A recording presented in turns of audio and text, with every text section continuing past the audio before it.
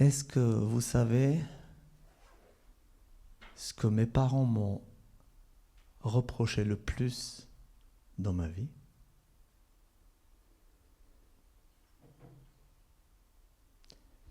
Ce qu'ils m'ont reproché le plus, c'est que je ne leur rendrais pas assez visite. Je ne les appelais pas assez au téléphone. Je leur manquais toujours. Je faisais de mon mieux, mais à chaque fois, mon père, « Oh, merci de ton appel. Ça fait longtemps que tu ne nous as pas appelés. » Alors, ça faisait pas très longtemps, mais pour lui, c'était longtemps. Pour ma mère, « Ah, ça fait 2 jours qu'on ne s'est pas appelé. Ça fait vraiment longtemps. Est-ce que tu vas bien? »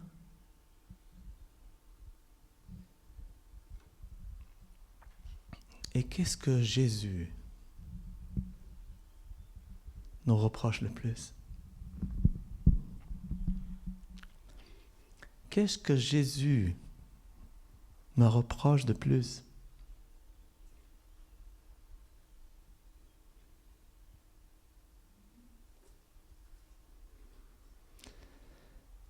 Quand il était à Gethsémane, il était en pleine souffrance, qui devait porter cette poids du péché de l'humanité. Il a reproché une seule chose aux disciples. Il leur a dit, « Vous n'avez pas pu veiller 1 heure avec moi. » Nous vivons aujourd'hui dans des temps de distraction. Vraiment des temps de distraction comme jamais l'humanité a vécu.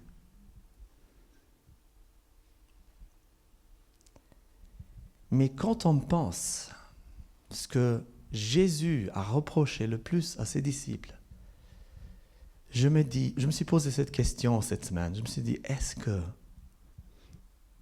il me reproche à moi aussi cette question? Est-ce qu'il me dit à moi, fiston?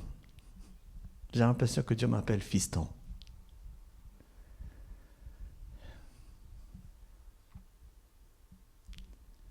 Tu as trop passé du temps ailleurs.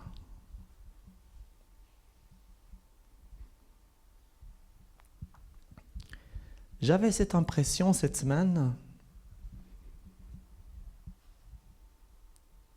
que le Père, il a toujours ses bras ouverts pour t'accueillir, pour te prendre dans ses bras. L'autre jour, j'ai dit à un ami, tu sais, si tu veux sentir le café, il faut travailler dans une usine où ils font du café. Si nous voulons avoir l'odeur de Christ, c'est quoi l'odeur de Christ? Ah, ça c'est la bonne question. Qu'est-ce que c'est l'odeur de Christ? C'est aller dans ses bras d'amour.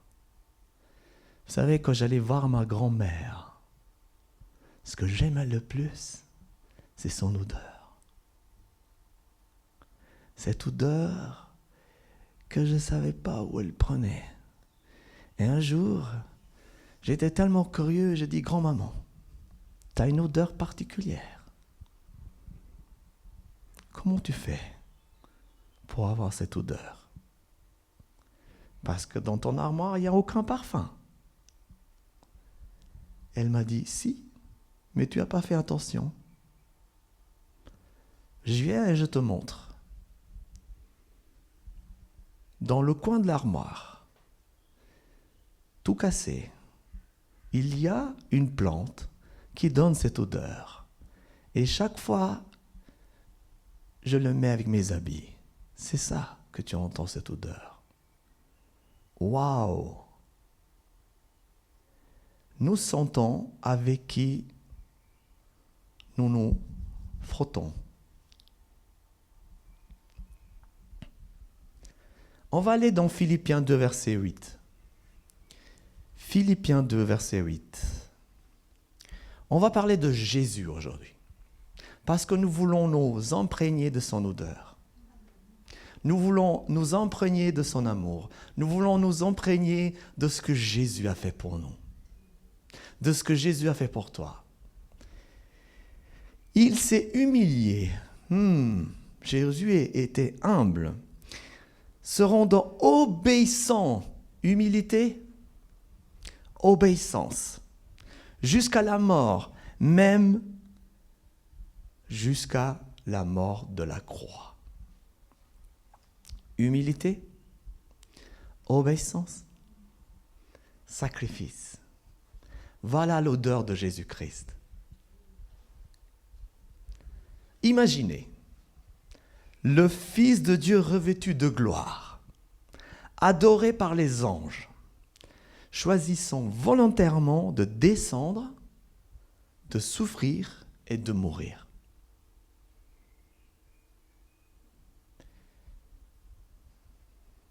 Est-ce que quelqu'un parmi nous ferait cela? Vous êtes dans un yacht, vous avez des gens qui vous servent, il fait beau, c'est merveilleux, et on vous appelle, venez, votre ennemi, il est en train de mourir, vous devez l'aider. Je crois qu'il n'y en a pas un d'entre nous qui bougera. Peu importe quel est l'ennemi. Jésus n'est pas venu sur terre parce qu'il devait venir, mais parce qu'il nous a aimés. Ce matin, je vais vous inviter à faire une pause, de respirer profondément et à contempler le plus grand acte d'amour et d'obéissance de l'histoire que Jésus a fait pour nous. Il n'y en a pas plus grand amour que celle de Jésus-Christ. Quand j'ai compris cela, je suis tombé en larmes. Quand je réalise que l'amour de Christ, Dieu m'a aimé, pas parce que j'étais son ami, mais parce que j'étais son ennemi. Vous savez, dans mon pays, on renie Jésus-Christ. Je l'ai renié Jésus-Christ pendant des années, jusqu'au jour où je l'ai rencontré. Et je dis, mais la bêtise humaine que j'ai dû faire. Cette obéissance de Jésus a déchiré le ciel. Jésus n'est pas arrêté à l'obéissance facile. Il ne s'est pas limité uniquement aux miracles, aux paroles puissantes, aux foules émerveillées. Non, il est allé jusqu'au bout. Pour qui? Pour toi et pour moi. Est-ce qu'on réalise l'acte d'amour le plus ultime, le plus puissant, le plus fort que Dieu a fait pour toi et pour moi? Est-ce qu'on réalise cela?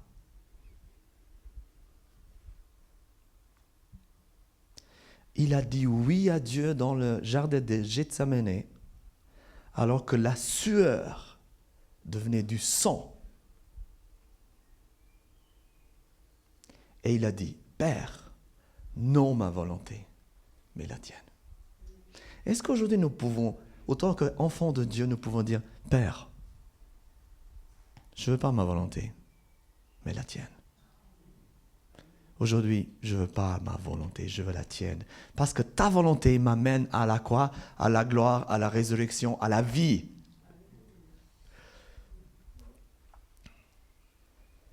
Ce n'était pas une prière de confort de Jésus. C'était une prière de combat, une prière d'abandon total. Ses disciples l'avaient abandonné, ils dormaient. L'ennemi manigançait quelque chose pour l'arrêter. On reprend ce verset encore dans Philippiens 2,8. Pour qu'on puisse s'imprégner de ce verset, pour qu'on puisse comprendre ce que Jésus a fait pour nous. Vous imaginez bien ce qu'il a pu faire. Regardez, il s'est humilié. Dieu lui-même, il s'est humilié. Mais vous ne pouvez pas imaginer quel bon Dieu nous avons. Est-ce que Dieu avait l'intérêt de s'humilier, franchement? Est-ce qu'il a fait dans son intérêt? Mais il a voulu nous montrer que l'humilité précède la gloire. Dieu a voulu te montrer à toi que quand tu es humble, quand tu es honnête, quand tu es respectueux, quand tu es quelqu'un qui est humble, Dieu se manifeste et dans ta gloire. J'espère que je parle à quelqu'un ce matin.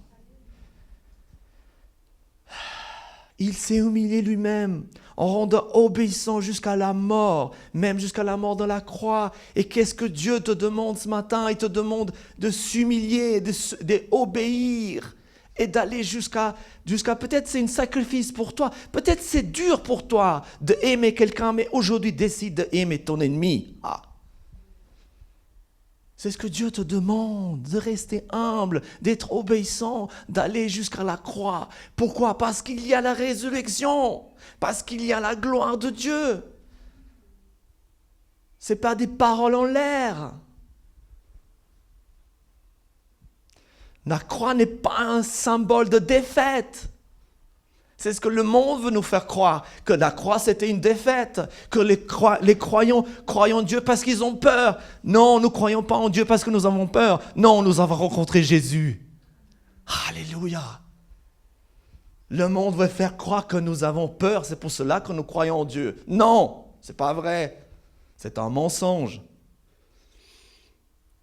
La croix n'est pas un symbole de défaite. Elle est la preuve éclatante d'un amour qui n'a pas reculé, d'une obéissance qui a triomphé, d'un sauveur qui a vaincu la mort. Alléluia. Prenons nos Bibles, allons dans Hébreux 12, verset 2. Hébreux 12, verset 2.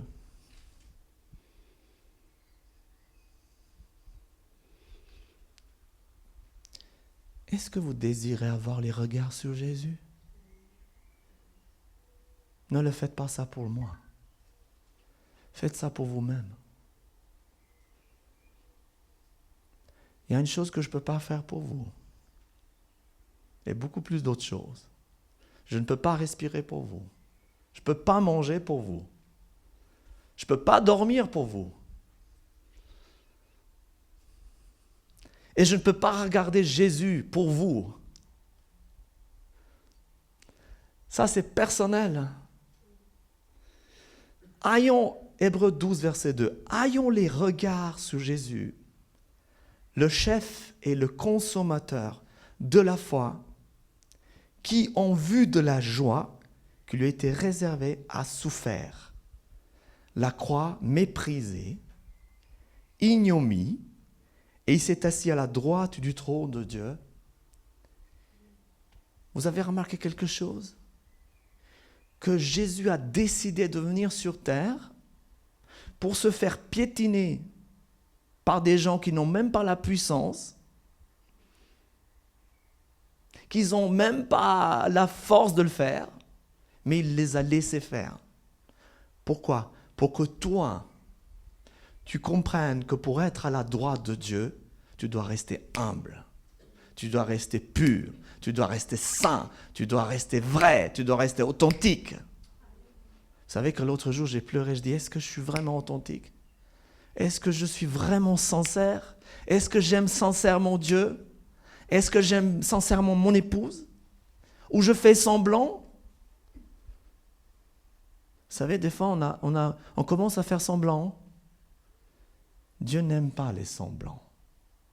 Quand vous êtes à la croix, si vous êtes vraiment le Fils de Dieu, vous dites, Père, pardonne-leur, parce qu'ils ne savent pas ce qu'ils font. Par contre, moi, je dirais, je les jurerais sur eux, si je pouvais leur jeter des cailloux, faire quelque chose. Parce que je ne suis pas fils de Dieu, mais je suis héritier avec Jésus-Christ. Je suis greffé en lui. Il a dit, vous êtes les sarments, je suis le cep. Lui, c'est le cep. C'est lui qui a les racines. Moi, je suis le sarment. On doit demeurer en lui pour lui ressembler. Oui, Jésus a obéi jusqu'à la mort. Mais ce n'est pas là que l'histoire s'arrête. Le troisième jour, le ciel crie victoire. Le ciel crie victoire. La pierre roulée, le tombeau vide, Christ ressuscité. Alléluia.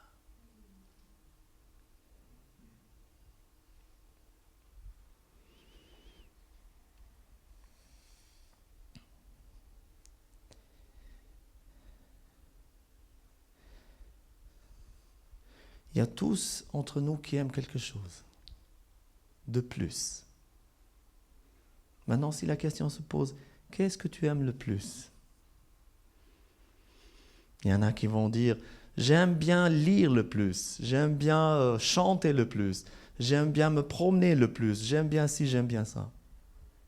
Mais qu'est-ce qui est important d'aimer le plus? Qu'est-ce qui est important d'aimer le plus? La Bible dit que tu aimeras ton Dieu de tout ton cœur, de toute ton pensée, de toute ta force, et ton prochain comme toi-même.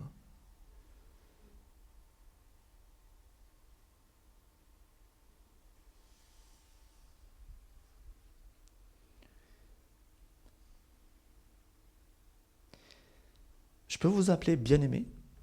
Je n'ai pas l'habitude de vous appeler bien-aimé. Mais je peux vous appeler bien-aimé. Oui, ça ne vous dérange pas? Non.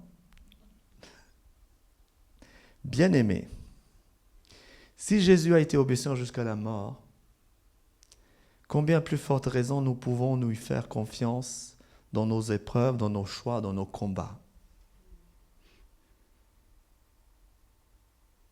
Les Africains, ils ont l'habitude d'appeler les membres de l'Église bien-aimés. Nous, ici, on a moins l'habitude. Mais on devrait mettre ça en pratique. Qu'est-ce que vous en pensez? Bien-aimés, maintenant. L'obéissance à Dieu n'est pas une lourde tâche. C'est un chemin de liberté. Vous savez, ce qui m'a rendu libre le plus, c'est quand j'ai accepté Jésus dans mon cœur. Cela m'a rendu libre. Ça a l'impression que la liberté, c'est de faire n'importe quoi, d'aller faire les 400 coups. Ce n'est pas ça la liberté. Ça, c'est l'esclavage. Et c'est un prix à payer. Mais la liberté en Dieu, c'est quand vous commencez à dormir le soir et dire « J'aime tout le monde ». Vous savez, quand vous avez des ennemis, vous n'avez pas pu régler l'histoire, au travail, vous venez encore, vous pensez encore à cette histoire. Nous, les êtres humains, nous sommes champions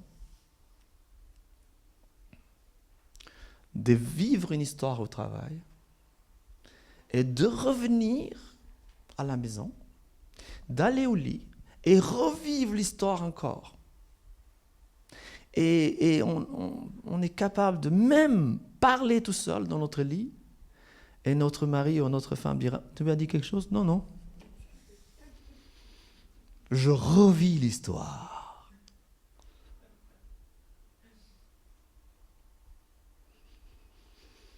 J'aurais dû dire ça, mais j'ai dit ça. Si j'avais dit ça, il m'aurait dit ça. Et j'aurais dû faire ça, et j'aurais pas dû, et j'aurais dû, et j'aurais dû. Arrêtez et sachez que je suis Dieu.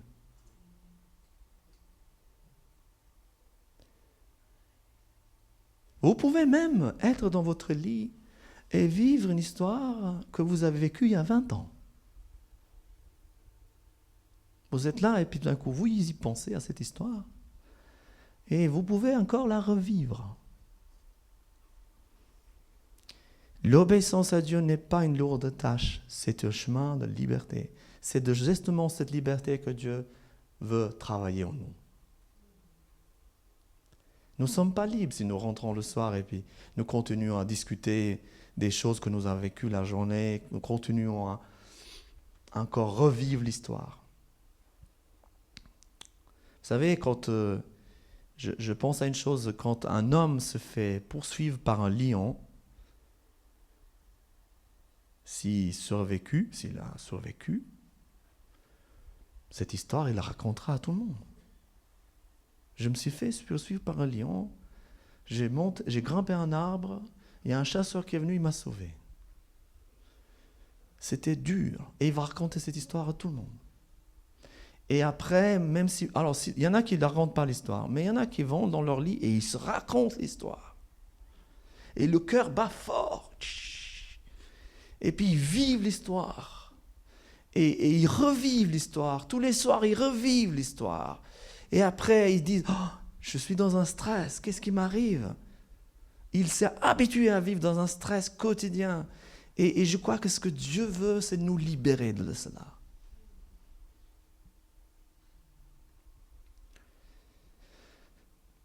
Donc l'obéissance à Dieu n'est pas une lourde tâche. C'est le chemin de la liberté. Ce n'est pas une punition. Il y en a qui pensent que l'obéissance à Dieu, c'est une punition. Non. C'est le privilège de ceux qui l'aiment.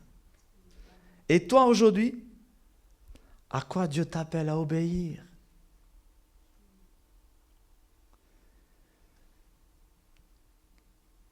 Qu'est-ce qu'il te demande à faire?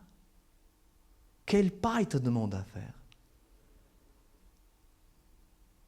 Même si ce pas semble petit, s'il est fait avec amour, il portera du fruit. On va aller maintenant dans Jean 14, verset 23. Jean 14, verset 23. Si quelqu'un m'aime, est-ce que quelqu'un aime Jésus ici? Si quelqu'un m'aime, il gardera ma parole. Et mon Père l'aimera. Nous viendrons à lui. Et nous ferons notre demeure chez lui. Vous savez, je ne peux pas vous le montrer. Mais quand vous invitez quelqu'un chez vous et qu'il est important, vous faites une belle table. Vous mettez la plus belle nappe. Vous mettez les plus beaux serviettes. Vous mettez la plus belle vaisselle. Vous mettez les plus beaux choses qui existent. Et comment vous faites avec Jésus? Vous l'invitez sur la banc? Comment vous le faites? Comment vous l'invitez Jésus chez vous?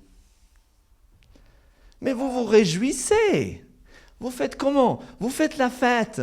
Vous commencez à cuisiner. Vous commencez à préparer le meilleur repas dans votre vie. Vous allez chercher le livre de cuisine et faire le meilleur repas. Parce qu'il dit, si quelqu'un m'aime, il gardera ma parole. Mon Père l'aimera. Nous viendrons à lui et nous ferons notre demeure chez lui. Jésus vient avec ses valises. Jésus vient avec tout son matos chez toi. Et il va s'installer. Qu'est-ce que tu vas lui installer? Qu'est-ce que tu lui as préparé? Un joli canapé? Un bon fauteuil? Qu'est-ce que tu as fait?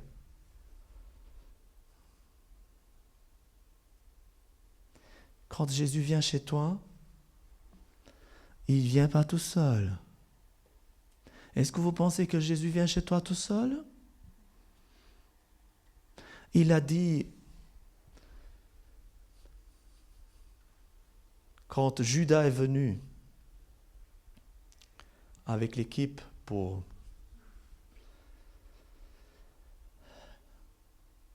Vous pensiez que je n'aurais pas pu appeler une légion d'anges et vous terrasser tous?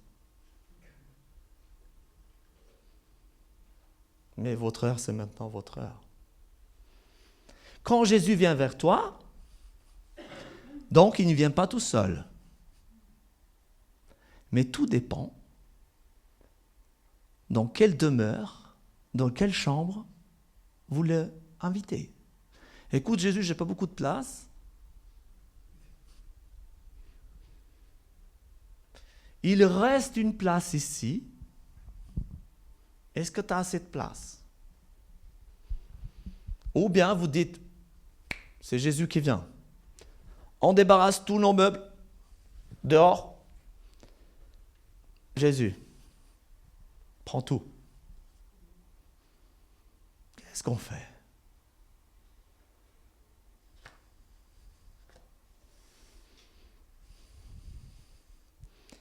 Dans Galates 5, verset 1, il est dit, c'est pour la liberté que Christ nous a franchis. Quand Jésus vient vers toi, ce n'est pas pour prendre la place. C'est pour te rendre libre, pour t'affranchir, pour te rendre la liberté que l'ennemi a voulu, il te l'a piqué. La liberté dans la santé, la liberté dans la joie, la liberté dans dans l'amour.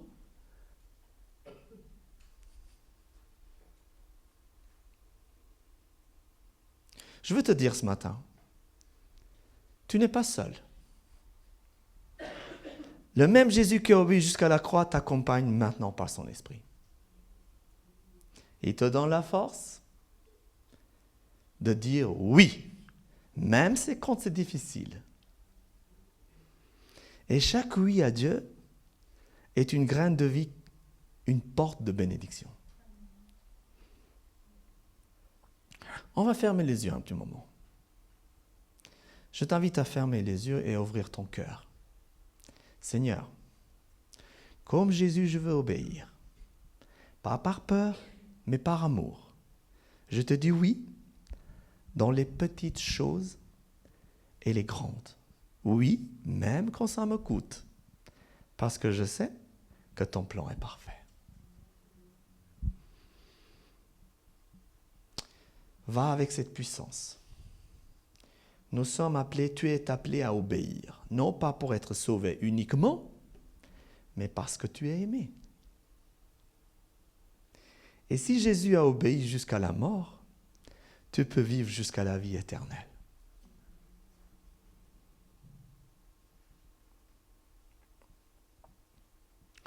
Est-ce que vous aimez raconter les histoires de Jésus? Vous savez, quand mes enfants étaient petits, on aimait bien leur raconter l'histoire de Jésus, mais je crois qu'on doit raconter l'histoire de Jésus à tout le monde. La multiplication des pains, la résurrection de Lazare, Jésus qui marche sur l'eau, Jésus qui arrête la tempête, Jésus qui guérit un aveugle. Maintenant, je vais vous inviter à se mettre deux par deux et vous allez raconter une histoire de Jésus à celui qui est en face de vous. Et l'autre, après, va écouter et l'autre va raconter l'histoire. On va prendre 5 à 10 minutes, on va se mettre deux par deux et chacun va raconter